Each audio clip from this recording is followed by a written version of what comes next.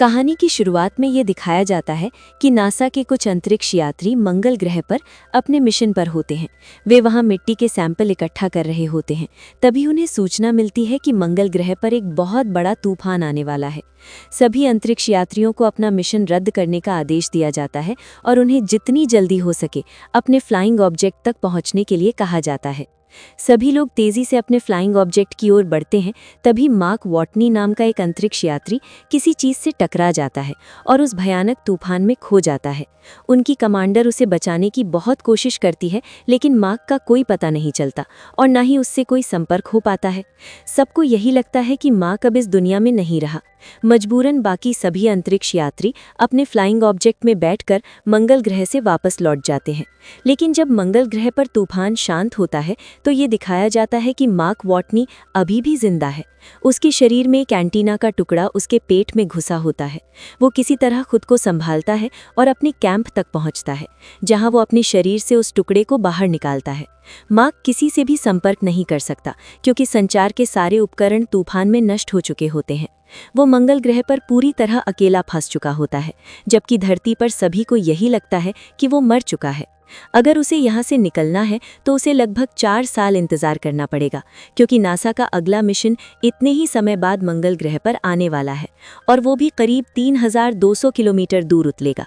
लेकिन मार्क के पास 4 साल तक जीवित रहने जितना खाना नहीं होता, इसलिए वो फैसला करता है कि वो मंगल ग्रह पर ही खेती करेगा।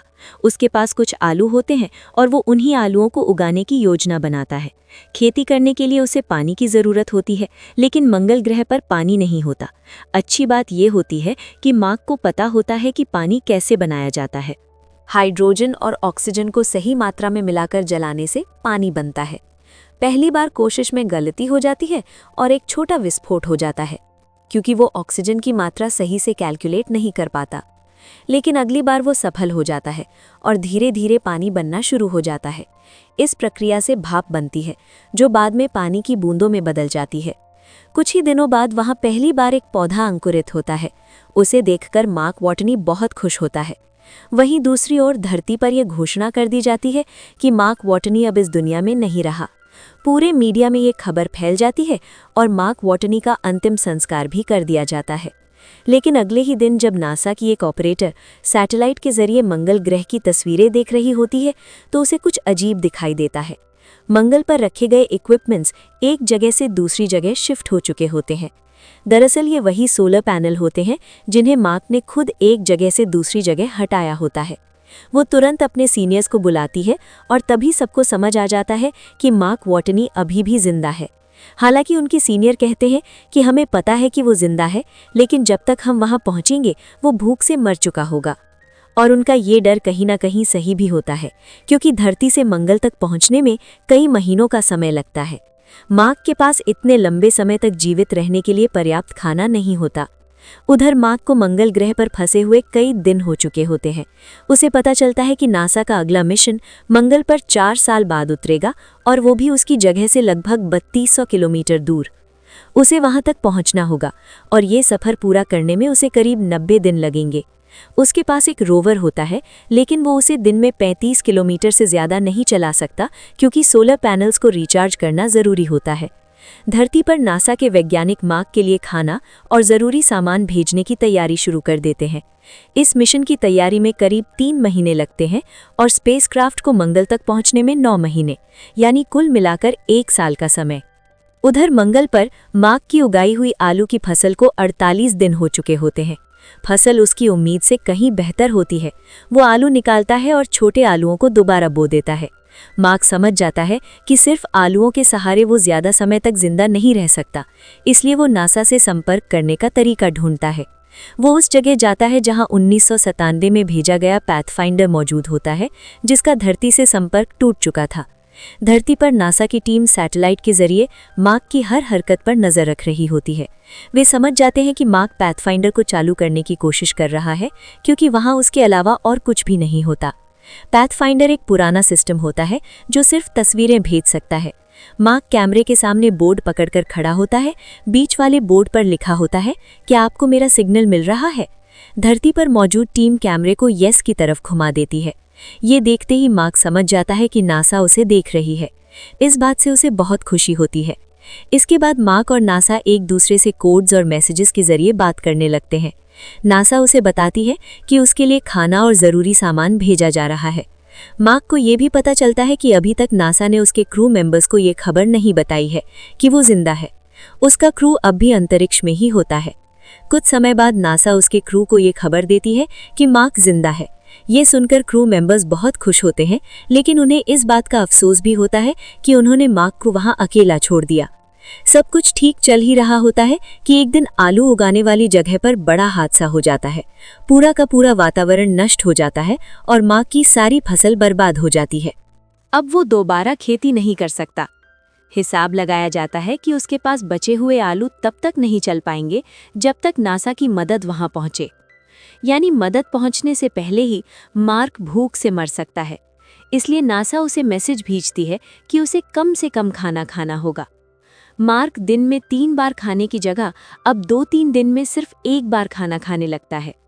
नासा उसके लिए सप्लाई मिशन लॉन्च करती है, लेकिन जल्दबाजी के कारण सुरक्षा जांच पूरी नहीं हो पाती। लॉन्च के कुछ ही देर बाद रॉकेट आसमान में ब्लास्ट हो जाता है। ये देखकर सभी टूट जाते हैं।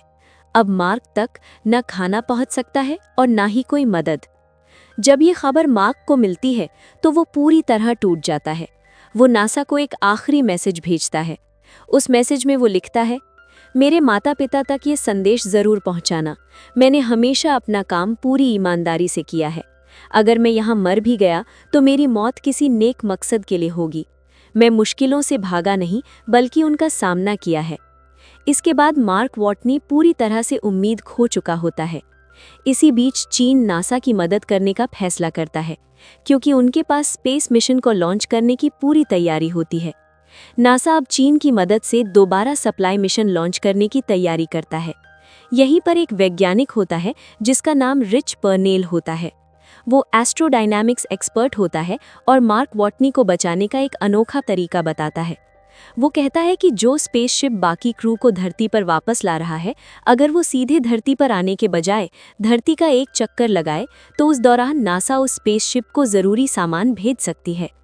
इसके बाद ग्रेविटेशनल स्लिंगशॉट तकनीक का इस्तेमाल करके उस स्पेसशिप को दोबारा मंगल ग्रह की ओर मोड़ा जा सकता है। स्लिंगशॉट का मतलब होता है किसी ग्रह की गुरुत्वाकर्षण शक्ति का इस्तेमाल करके स्पेसशिप की दिशा और रफ्तार बदलना। लेकिन इस प्लान में एक बड़ा खतरा होता है। जब स्पेसशिप मंगल के पास पहुंचेगा तो उसे वहां लैंड नहीं करना होगा, क्योंकि अगर ऐसा हुआ तो उसका ईंधन खत्म हो जाएगा और वो कभी धरती पर वापस नहीं लौट पाएगा। प्लान के मुताबिक मार्क वॉटनी को मंगल की सतह पर उतरने वाले यान से नहीं, बल्कि पहले से मंगल की ऑर्बिट में मौजूद फ्लाइंग ऑब्जेक्ट यानी MAV के जरिए बाहर निकलना होगा।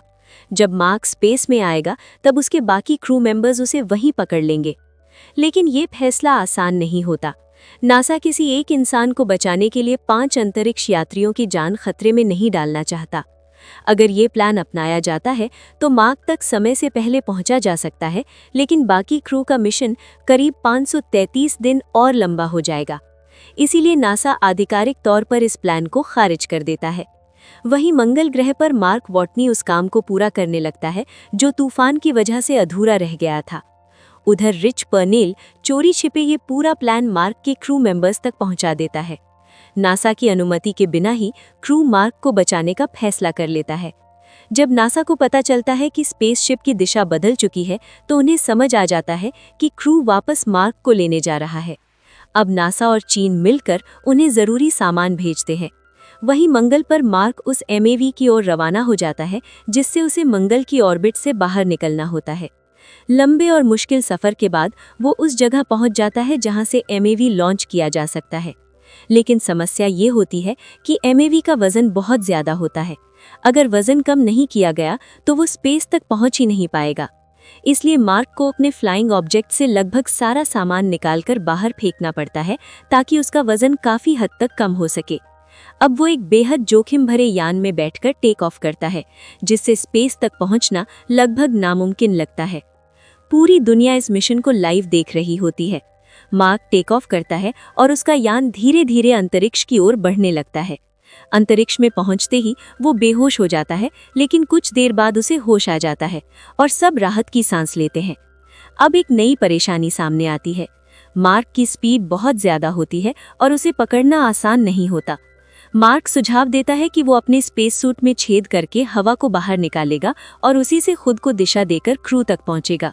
शुरुआत में सब उसे मना करते हैं, लेकिन हालात ऐसे होते हैं कि यही एकमात्र रास्ता बचता है। क्रू अपनी स्पेसशिप का एक हिस्सा खोलकर स्पीड कम करता है। अब मार्क उनकी ओर आता दिखाई देता है।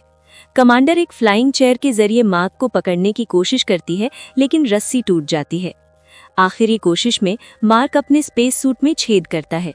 हवा के दबाव से वो खुद को दिशा देता है और किसी तरह कमांडर तक पहुंच जाता है। कमांडर उसका हाथ पकड़ लेती है और इस तरह मार्क वॉटनी की जान बच जाती है। इतनी सारी मुश्किलों से गुजरने के बाद जब मार्क धरती पर वापस आता है तो वो स्टूडेंट्स का इंस्ट्रक्टर बन जाता है। वो उन्हें सिखाता है कि किसी भी हालात में, किसी भी दुनिया में जिंदा कैसे रहा जाता है। और इसी के साथ ये कहानी यहीं खत्म हो जाती है।